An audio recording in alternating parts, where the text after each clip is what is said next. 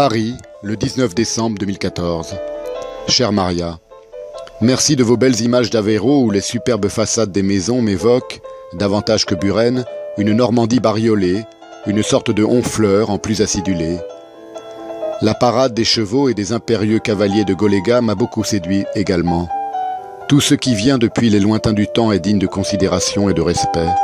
Vos images transmettent quelques éclats de l'antique gloire du Portugal. C'est un grand enseignement de songer que le Portugal se partageait le monde avec l'Espagne il y a quelques siècles seulement, si j'ose dire, et de constater aujourd'hui que ce pays, comme la Grèce, l'Irlande ou l'Espagne encore, est la risée et le souffre-douleur du cynisme financier. Désormais, c'est la finance sans frontières qui se partage le monde, et si cet empire-là ne manquera pas de disparaître un jour, comme tous les autres, il est probable, au triste train où vont les choses, que nul ne sera plus là pour s'en réjouir. Je m'étais promis de ne pas parler aujourd'hui de sujets trop sinistres, du moins de n'en pas parler sur un ton morose. Or, le mauvais temps parisien, la pluie, le froid, la nuit précoce, ne me laissent pas beaucoup d'autre choix que de vous parler à nouveau de quelques livres et de ce qu'écrire veut dire. Au fond, c'est le seul sujet qui m'intéresse vraiment, car il contient tous les autres.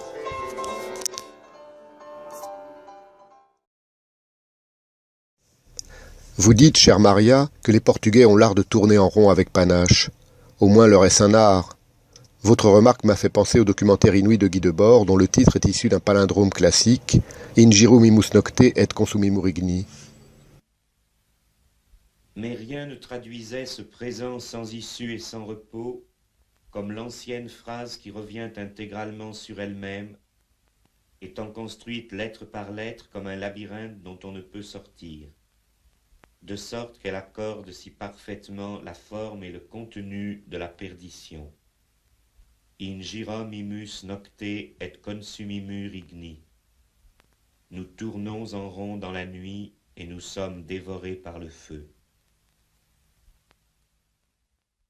Si vous aimez Pasolini, vous aimerez probablement Debord, mais je ne suis pas certain que vous devriez vous plonger en priorité dans la correspondance.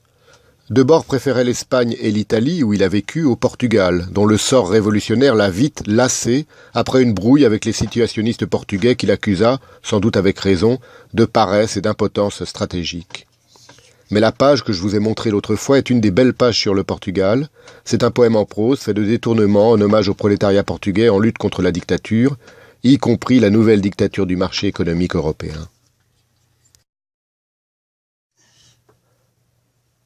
Faute d'images exotiques, je vous présente donc ma bibliothèque. Elle me suit dans mes pérégrinations depuis que j'ai 20 ans. J'ai dû m'en séparer récemment pendant 2 années, laissant mes livres empilés dans des cartons au fond du garage d'un ami, faute de place dans mon nouvel appartement.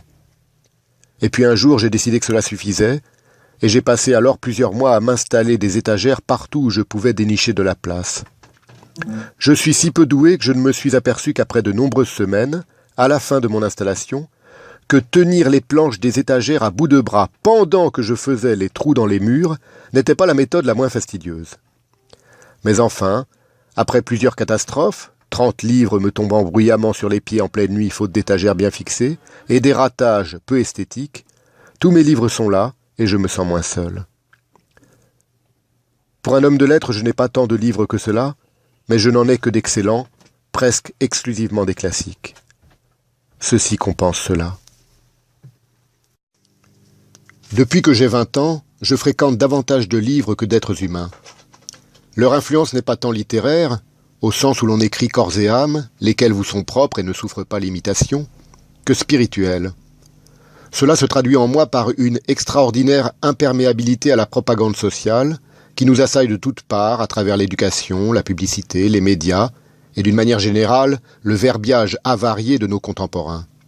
Ainsi, quand dans ma vie j'ai dû faire d'importants choix existentiels, c'est aux grands écrivains que j'aime que j'ai songé pour me guider. Quant à écrire corps et âme, cela désigne pour moi exclusivement l'écriture à la main, cette incomparable école de pensée et d'indépendance d'esprit. Cela nous ramène au destin des empires que j'évoquais au début, car il y a un rapport direct entre l'écriture à la main et l'émancipation, et corollairement entre l'écriture à la machine et la domination. En plein Reich nazi, Heidegger a écrit un très bel essai intitulé Parménide, où sa critique rigoureuse de l'Empire romain ne trompe pas ses vrais lecteurs quant à sa cible réelle. Je vous en parle car il y a dans ce Parménide un magnifique développement sur l'écriture à la main qui l'oppose à la machine à écrire. Ce n'est pas par hasard que l'homme moderne écrit à la machine et dicte, le même mot que dire, à la machine. Cette histoire de la façon d'écrire constitue l'une des raisons principales de la croissante dévastation du mot. Celui-ci ne va ni ne vient plus par la main qui écrit et proprement agit et manie, mais par son impression mécanique. La machine à écrire arrache l'écriture au domaine d'essence de la main, c'est-à-dire de la parole. Le mot lui-même devient quelque chose de tapé. Là où l'écriture à la machine, en revanche, n'est qu'une transcription et sert à la conservation de l'écrit, ou substitue à ce qui a été écrit un texte imprimé, elle a sa signification propre, mais limitée. Au début du règne de la machine à écrire, une lettre écrite à la machine passait encore pour un manque de bienséance. Aujourd'hui, une lettre écrite à la main est une chose vieillie et non désirable, qui gêne une lecture hâtive.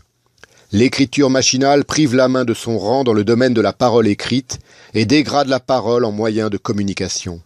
Elle présente en outre l'avantage de sceller l'écriture manuscrite et par là même le caractère.